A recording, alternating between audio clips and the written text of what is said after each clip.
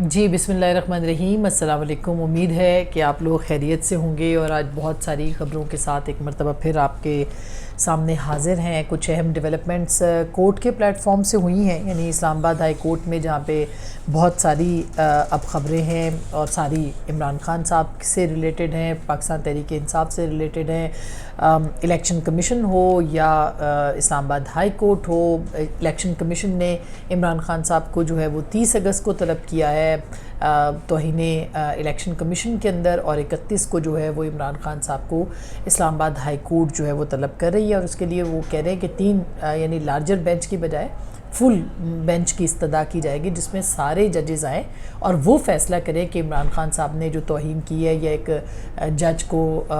ڈرانے دھمکانے اور ان کے خلاف جو اعلان کرنے کا معاملہ ہے اس کے اوپر جو ہے وہ بات کی جا سکے، یا اس کے اوپر جو معاملہ ہے اس کو زیر غور لایا جائے۔ اب اس میں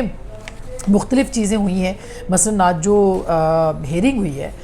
اس کے اوپر بھی ہم آپ کو بتائیں گے، اور یہ توہین عدالت کا جو معاملہ ہوتا ہے یہ کیوں اتنا خطرناک ثابت ہو سکتا ہے، اور یہ کیوں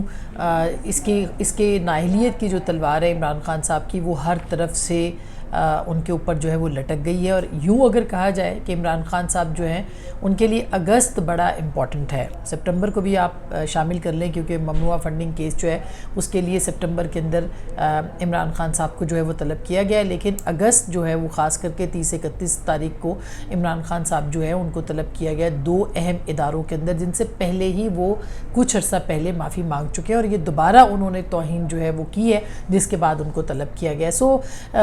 یہ بہت اہم ہوگا دیکھنا کہ عمران خان صاحب جو ہیں وہ ان کی نااہلیت جو ہے اس کے کس کیس کے اوپر بن رہی ہے، اور یہ گھیرا عمران خان صاحب کے خلاف جو ہے وہ کس طرح سے تنگ ہو رہا ہے۔ دن بدن ہر گزرتے دن کے ساتھ عمران خان صاحب کے اوپر جو ایک نااہلیت کی تلوار ہے وہ مزید لٹکتی جو ہے وہ دکھائی دے رہی ہے۔ آج جو اہم ترین ریمارکس جو دیے گئے تھے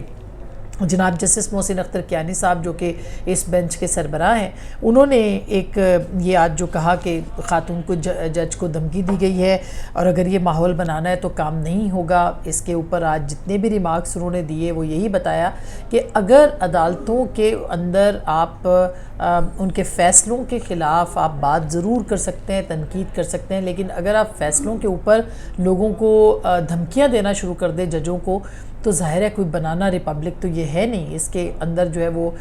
ایک لا اینڈ آرڈر سچویشن، ایک انارکک سچویشن، ایک اداروں کا جو تقدس ہوتا ہے وہ اس کے اوپر جو ہے وہ سوالات اٹھ جاتے ہیں۔ ادارے کوئی بہت مقدس گائے نہیں ہوتی ہیں، اور پاکستان کے اندر عدالتوں کا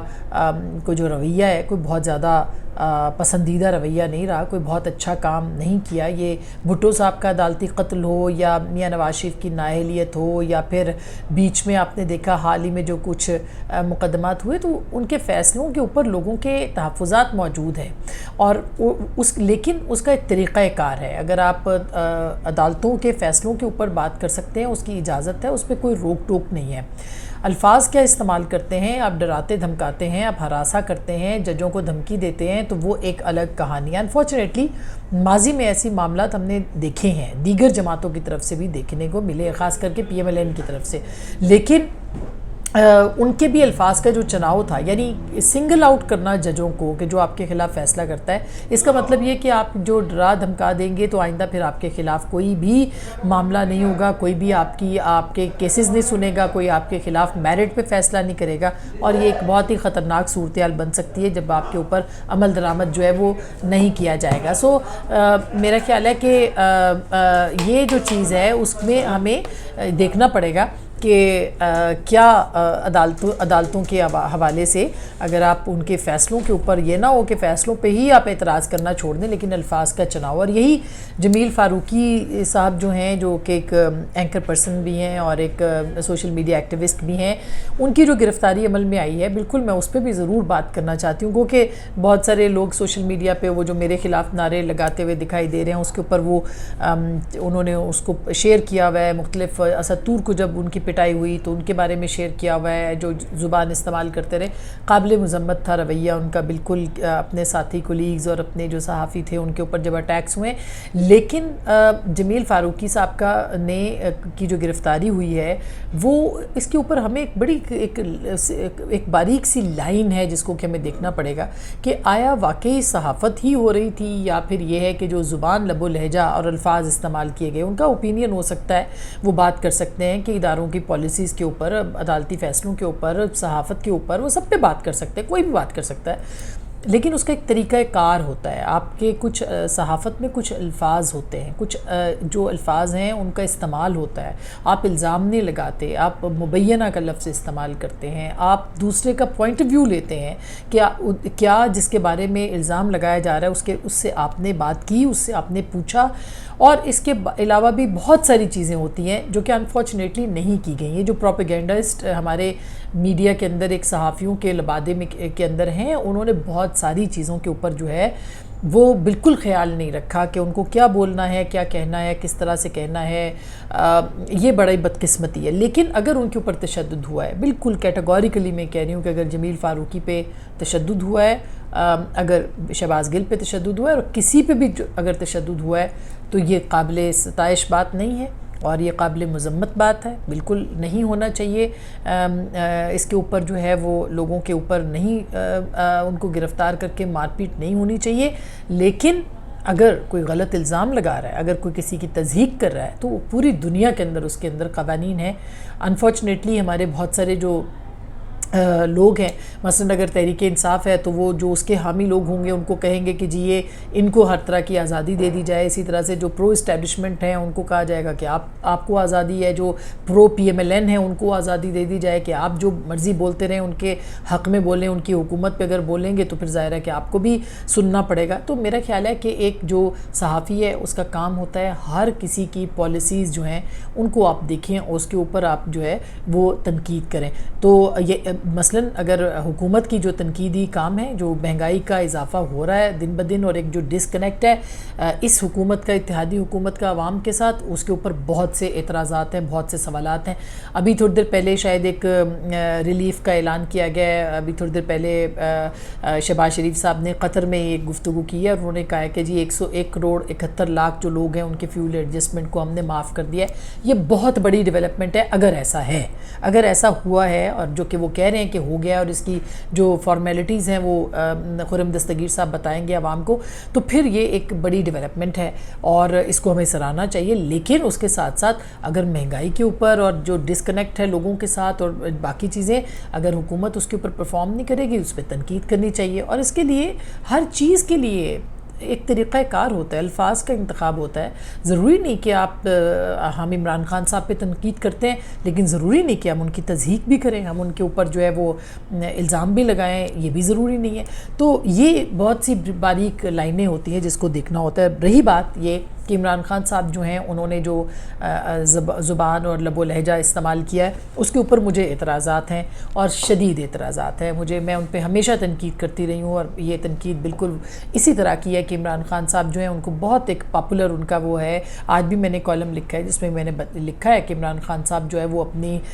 شہرت کی بام عروج پہ ہیں اور ان کو بہت شہرت اللہ تعالیٰ نے دی ہے، لیکن الفاظ کا چناؤ اور جو ان کی جو الفاظ ہیں وہ میرا خیال ہے کہ مناسب نہیں ہے. اور اسی لیے وہ پہلے 2017 کے اندر جو ہے وہ معافی مانگ چکے ہیں چیف الیکشن کمشنر سے، گو کہ انہوں نے معافی کا لفظ استعمال نہیں کیا تھا، اپنے الفاظ پہ جو ہے وہ پچھتاوے کا اظہار کیا تھا. اور 2013 میں انہوں نے سپریم کورٹ سے بھی جو ہے وہ معافی کچھ الفاظ اپنے واپس لیے تھے، جس کے بعد جو ہے شرمناک کہا تھا، شرمناک کا لفظ واپس لیا تھا. تو وہاں سے بھی ان کو بغیر معافی کے، معافی وہاں پہ بھی لفظ استعمال نہیں کیا تھا اور وہ انہوں نے واپس کر دی تھی. ان کو جو ان کے اوپر توہین عدالت لگی تھی اور اس کے بعد توہین الیکشن کمیشن لگا تھا، وہ دونوں انہوں نے معاف کر دیے تھے بغیر معافی کے. لیکن سردار رضا صاحب، جسٹس ریٹائرڈ سردار رضا اس وقت چیف الیکشن کمشنر تھے، انہوں نے یہ کہا تھا خان صاحب سے کہ آپ نے اپنے جو الفاظ ہیں اس کے اندر معافی کا لفظ استعمال نہیں کیا. معافی مانگنا، اپنی غلطی کو تسلیم کر لینا، ایک بہت ہی جسے کہنا چاہیے احسن قدم ہوتا ہے، اور اس سے کوئی انسان چھوٹا نہیں ہو جاتا، لیکن اس معاملے کے اندر عمران خان صاحب کو کیا واقعی عدالت سے جو ہے وہ معافی مل سکے گی، ان کی معافی کو قبول کیا جائے گا، یہ بہت ہی اہم سوال ہے۔ دوسری جانب الیکشن کمیشن کے اندر بھی جو معاملہ ہے اس کے اندر بھی ایسے لگتا ہے کہ عمران خان صاحب کو یا تو معافی مانگنی پڑے گی، اگر وہ قبول کرتے ہیں تو ٹھیک، نہیں کرتے تو توہین عدالت کے نتیجے میں ان کو نااہلیت ہو سکتی ہے۔ اور یہ بھی آپ کو یاد ہوگا کہ یوسف زگیلانی صاحب جو ہے کہ خط نہ لکھنے کے اوپر توہین عدالت کے لیے وزارت عظمیٰ سے ہٹا دیے گئے تھے اور گھر بھیج دیے گئے تھے۔ اسی طرح سے نہال ہاشمی، طلال چودھری، دانیال عزیز، انہوں نے عدالت کے خلاف بات کی تھی اور سب کو جو ہے وہ نااہل کیا گیا تھا۔ تو اب عمران خان صاحب کے ساتھ اگر کوئی ایسا سلوک ہوتا ہے تو اس کے اوپر جو ہے وہ بہت ہی اہم ہوگا جاننا کہ ان کو معاف کر دیا جائے گا یا ان کو بھی نااہل کیا جائے گا۔ بہرحال ممنوعہ فنڈنگ کیس سپٹمبر کے اندر ہے، اس کے اوپر ان کو جواب دینا ہے تحریک انصاف کو۔ اور دوسری جانب یہ جو عمران خان صاحب نے لب و لہجہ استعمال کیا، اس کے اوپر توہین عدالت، توہین الیکشن کمیشن، اس کے اوپر بھی نااہلیت کی تلوار جو ہے خان صاحب کے اوپر لٹک سکتی ہے۔ اور خان صاحب کو اس بات کا شاید ادراک بھی ہے، اس بات کا احساس بھی ہے کہ جو انہوں نے کہا ہے، لیکن اگر وہ معافی مانگیں گے تو ظاہر ہے کہ بڑی بات ہوگی، نہیں معافی مانگیں گے تو ان کے اوپر نااہلیت لگ سکتی ہے، اور یہ بھی ڈیپینڈ کرتا ہے کہ کورٹ بھی اس کو تسلیم کرتی ہے یا نہیں کرتی ہے۔ تو آنے والے دن جو ہے وہ بڑے اہم ہیں، بڑے امپورٹنٹ ہیں کہ عمران خان صاحب کا جو مستقبل کا فیصلہ ہے وہ انہی عدالتوں کے ذریعے سے ہونا ہے۔ اور دہشت گردی کی جو دفعات ان کے اوپر لگی ہیں وہ بھی بڑا اہم مقدمہ ہے، اس پہ بھی وہ راداری ضمانت پہ ہیں۔ اور اسی طرح سے جو وہاں پہ بھی KPK خیبر پختونخوا کے اندر بھی عمران خان صاحب نے PDM جو قیادت ہے اس کے اوپر مقدمات درج کروا دیے ہیں، وہ بھی انہی قوانین کے تحت۔ دلچسپ بات یہ ہے کہ یعنی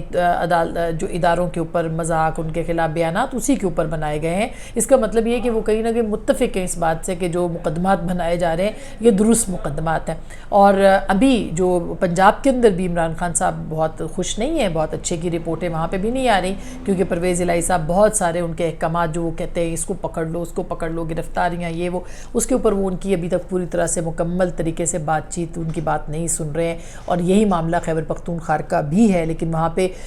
کچھ مقدمات آج درج ہوئے ہیں، دیکھتے ہیں کہ عدالتیں اس کو وہاں پہ کیسے دیکھتی ہیں۔ لیکن یہ بہت اہم مراحل ہیں، دیکھنا پڑے گا کہ ہماری آزادیاں جو ہیں وہ کہاں کہاں پہ ایکسرسائز ہو رہی ہیں اور کہاں کہاں چھینی جا سکتی ہیں انہی معاملات کو دیکھتے ہوئے۔ اور یہ بھی دیکھا جا سکتا ہے کہ آزادی جو ہے اس کی حد کیا ہے، آزادی کی حدود کیا ہے، یہ ہمیں ہمارے آئین نے تو بتایا ہے، ہمارے قوانین نے بھی بتایا ہے، لیکن اس کے ساتھ ساتھ یہ دیکھنا ضروری ہوگا کہ یہ جو معاملات ہیں اس پہ ایک ڈسکشن کی ضرورت ہے، بحث کی ضرورت ہے کہ آپ اداروں پہ تنقید کریں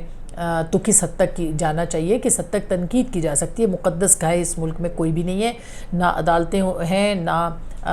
اسٹیبلشمنٹ ہے، اور نہ ہی عمران خان صاحب ہیں۔ کیا عمران خان صاحب جو ہے وہ مقدس گائے بننے کے مراحل میں ہیں؟ یہ ایک اہم سوال بہرحال موجود ہے۔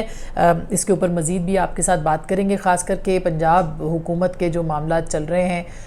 عمران خان صاحب کے ساتھ، اس کے اوپر بھی بات کریں گے، لیکن کسی اور ولاگ میں۔ اب تک آپ کا ہمارے ساتھ رہنے کا بہت بہت شکریہ، اپنا بہت خیال رکھیے گا، اللہ نگہبان۔